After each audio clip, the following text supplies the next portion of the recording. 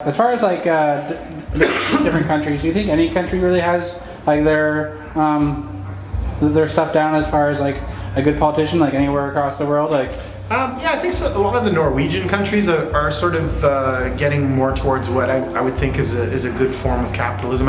To me, the problem isn't really so much all the various types of politics, because all of those types of politics are corrupted by capitalism. So, I mean, there is no communism in China. They're capitalists. There's no communism in Russia. They're capitalists. You know, all these different subsects and groups of types of politics that we have are all really subservient to the market.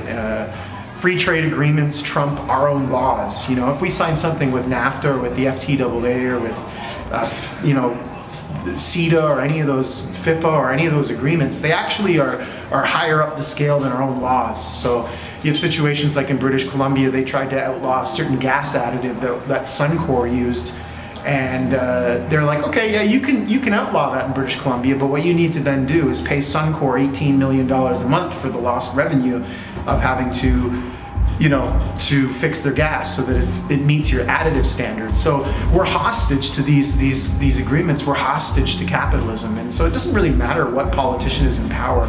We are always siphoning our money towards the top, always taking it from the bottom, always allowing people to starve while other people get trillions extra than they probably need, you know? And that's really what it comes down to, is there's no real proper government on earth, because they would have killed it. They would have gotten rid of it, you know? Cuba's a good example of a country that, if they had been left alone, they would have thrived. But not only did we not trade with them, we embargoed them, we crippled them, we made it impossible for them to get ahead, and they still did not take part in the market.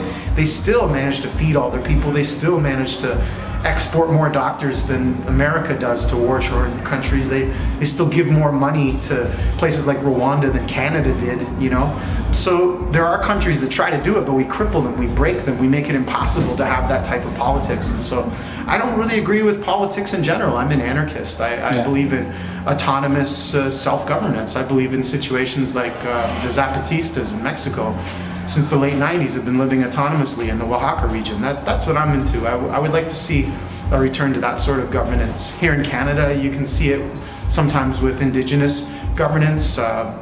There are ways of leading and leadership and leading that I agree with, but a parliament that's run by white people taking resources from everybody else, not into it.